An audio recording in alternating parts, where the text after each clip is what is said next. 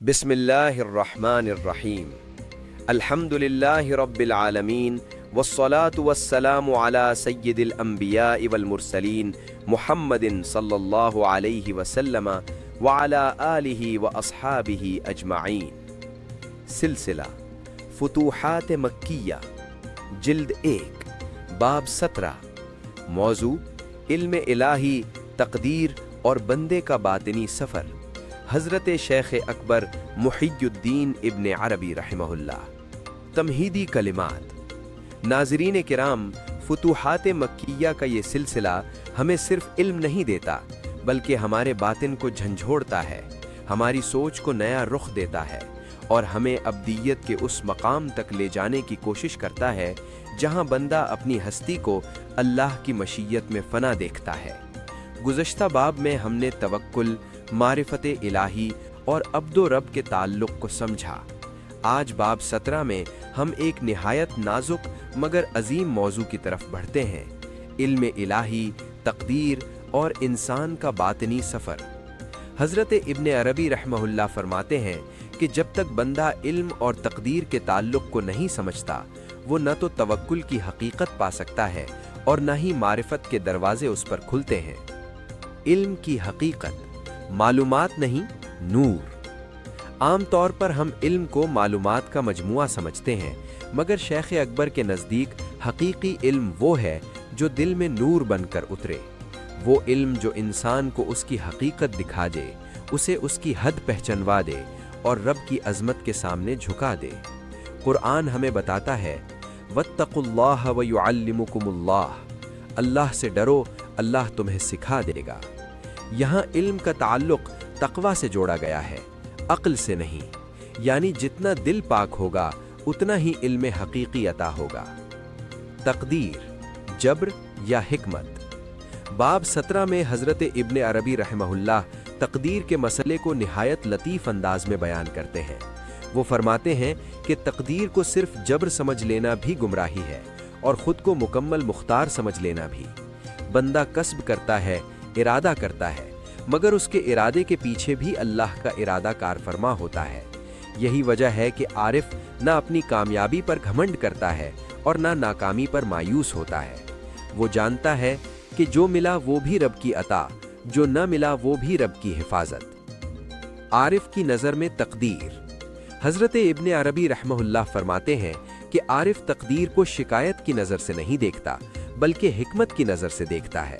اگر اس پر تنگی آئے تو وہ کہتا ہے میرے رب نے مجھے اس حال میں دیکھا ہے کہ یہ حال میرے لیے بہتر ہے۔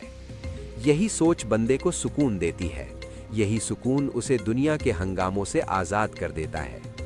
باطنی سفر کا آغاز۔ باب 17 میں شیخ اکبر اس بات پر زور دیتے ہیں کہ علم اور تقدیر کی صحیح سمجھ انسان کو باطنی سفر پر لے جاتی ہے۔ یہ سفر باہر کا نہیں، اندر کا ہوتا ہے۔ یہ سفر نفس سے روح تک، خواہش سے رضا تک اور سوال سے تسلیم تک ہوتا ہے۔ جو بندہ ہر حال میں اللہ کی رضا کو ترجیح دیتا ہے، اس کے لیے تقدیر خوف نہیں رہتی بلکہ قرب کا ذریعہ بن جاتی ہے۔ عبدیت کا اعلیٰ مقام۔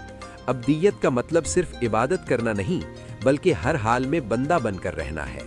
حضرت ابن عربی رحمہ اللہ فرماتے ہیں کہ جب بندہ یہ مان لیتا ہے کہ میرا علم محدود ہے، میری سمجھ ناقص ہے اور میرا رب کامل ہے، تو اسی لمحے اس پر معرفت کے دروازے کھلنے لگتے ہیں۔ علم، تقدیر اور دعا۔ ایک سوال جو اکثر ذہن میں آتا ہے، اگر سب کچھ تقدیر میں لکھا ہے تو دعا کیوں؟ شیخ اکبر فرماتے ہیں کہ دعا بھی تقدیر کا حصہ ہے۔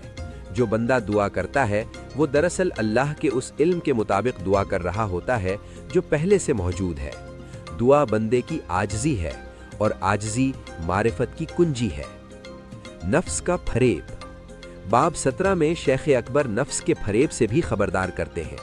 نفس کبھی تقدیر کا بہانہ بنا کر گناہ کو جائز ٹھہراتا ہے اور کبھی علم کے نام پر تکبر پیدا کرتا ہے۔